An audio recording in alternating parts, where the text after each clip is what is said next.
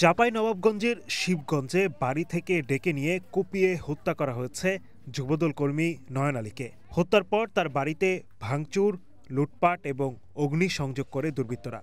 নৃশংস এই হত্যাকাণ্ডে এলাকা জুড়ে শোকের ছায়া নেমে এসেছে।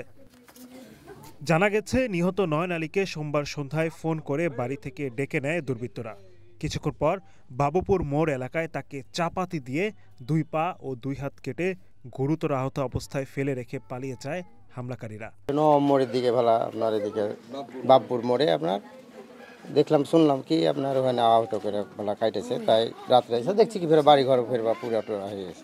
আমার স্বামীকে জানি ডাকা হয়েছিল, মোড়ে গেছে বাবু ঝাপড়া, তার ছেলেরা ওয়ালিদ অলি, এরা যিনি সবাই মিলে যিনি ওকে কাটেছে। এটা তো ওরাই জানে, ওদের মনে কি ছিল না ছিল সেটা তো আমরা বলতে পারছি না। ওরা যে দল করে আমার স্বামীও সেই দল করে, একই দলেরই লোক।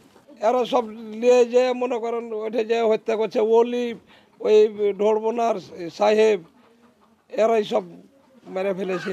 মেরে ফেলার পর স্যার ফের আইসা বম ফুটিয়া আমাদের বাড়ি থেকে গরু 2.5 লাখ টাকা, আমার ঘরে ছিল 1,80,000 টাকা নিয়ে গেছে, লুটপাট করে নিয়ে গেছে এবং সব আগুন ধরিয়া পুড়িয়া তাদের এখন আমরা এখন সরকারের কাছে বিচার চাই। তখন যখন বম ফুটাইতে লেগেছে তখন আমরা বাড়ি ছেড়ে পালিয়ে গেল। তখন আইসে গরু খুলে নিয়ে চলে গেল, বকরি খুলে নিয়ে চলে এলো, টাকা পয়সা গহনা গাঠি ব্যাগ নিয়ে চলে এলো। আমি ছেলের কাছে যেতে পারিনি, বাড়ি ছেড়ে যাইনি, যতগুলো জিনিস আছে আমি কেন করে যাবো, আমি যেতে পারিনি। শোনা স্থানীয়রা তাকে গুরুতর আহত অবস্থায় চাঁপাইনবাবগঞ্জ জেলা হাসপাতালে নিয়ে যায়। প্রাথমিক চিকিৎসা শেষে আশঙ্কাজনক অবস্থায় নয়নকে রাজশাহী মেডিকেল কলেজে নেয়ার পথে মৃত্যু হয়। রোগীটা আনুমানিক সন্ধ্যা 6:30টার দিকে আমাদের এখানে আসে।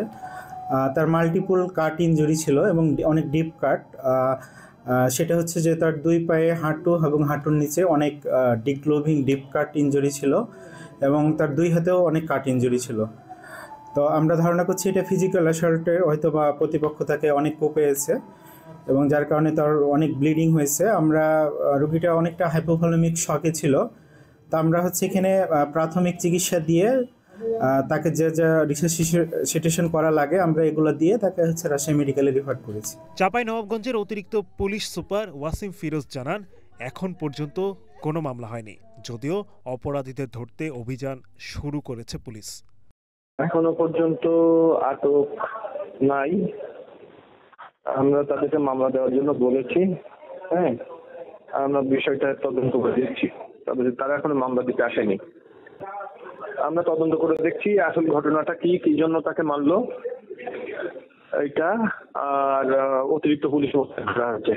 লুটপাট বা ভাঙচুর হয়নি। একটা বাড়িতে আগুন দেওয়ার চেষ্টা করেছিল, কিন্তু বাড়িটা পড়েনি, ফায়ার সার্ভিস নিভিয়ে ফেলেছে। নয়নের এমন নৃশংস হত্যাকাণ্ডের দ্রুত বিচারের দাবি জানিয়েছে এলাকাবাসী। Adnan Dilwar, one national desk.